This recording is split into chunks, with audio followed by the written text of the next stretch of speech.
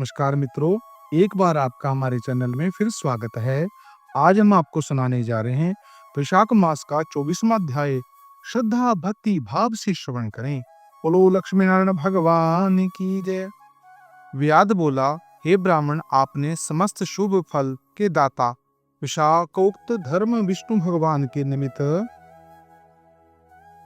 बताए सो हे प्रभु, वे विष्णु कैसे हैं, उनके लक्षण परिणाम क्या हैं, कैसे लोग उनको सद्भावों में उन्हें जान सकते हैं, वैशाख धर्म क्या है जिससे विष्णु भगवान प्रसन्न होते हैं, ऐसा मुझे बताइए, मैं आपका सेवक हूँ। व्याध के इस प्रकार पूछने पर जगत के ईश अनामय नारायण को नमस्कार कर कर शंख मुनि ने बोले, हे व्याघ्र सुनो, मैं भगवान विष्णु के कल्पाश रहित रूप का वर्णन करता हूँ। यह रूप ब्रह्मादि से लेकर किसी भी मुनि के ध्यान में नहीं आता।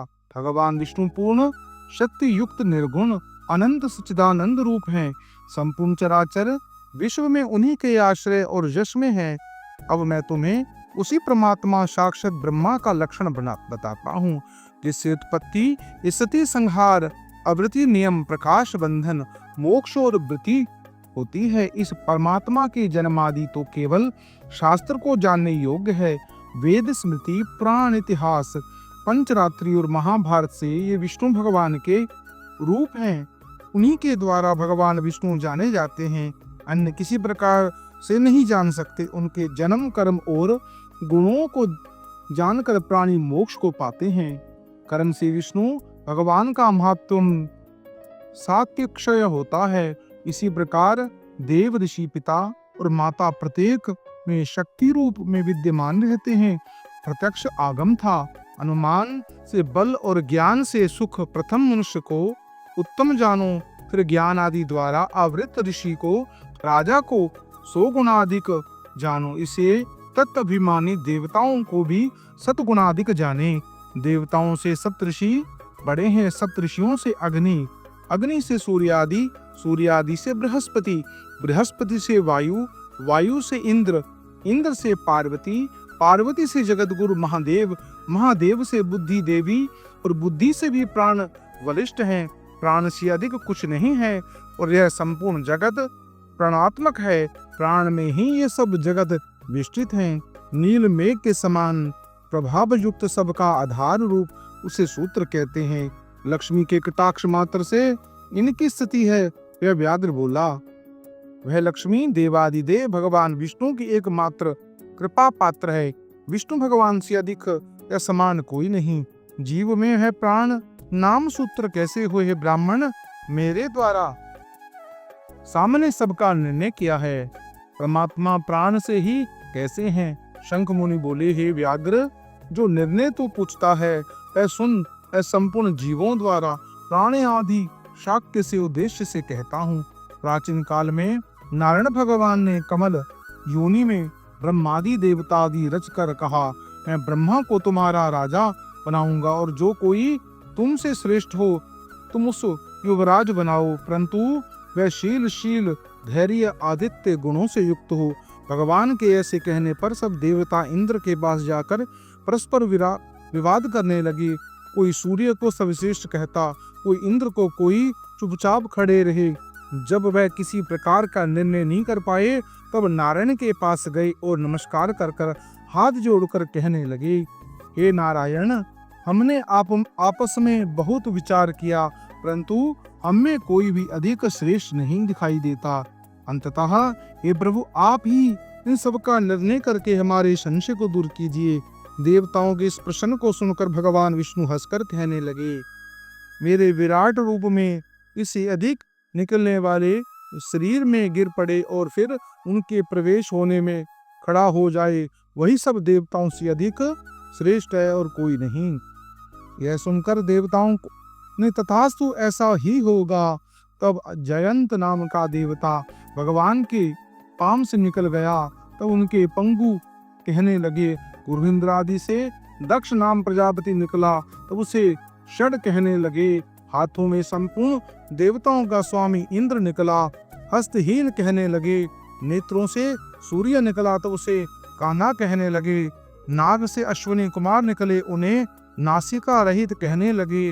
कानों से दिशाएं निकली तब उन्हें वहरा कहने लगे, जीवा से वर्ण निकला उसे आरक्षक कहने लगे, वाणी से वाणीश्वर अग्नि निकला तब उसे गूंगा कहने लगे, रुद्र मन से निकला गए उसे जड़ कहने लगे। इसी तरह सभी देवता शरीर के विभिन्न अंगों से निकलते रहे, फिर भी शरीर नहीं मिला। वह सुनते रहे, खाते पीते, सूंघते बोलते चलते रहे। वे प्राण से निकलते ही उन्हें मृतक कहने लगे। तब देवता विस्मित हो कहने लगे कि जो कोई भी हम में से गिरी हुई देह को उठाने में समर्थ होगा वही सर्वश्रेष्ठ है और वही युवराज होगा।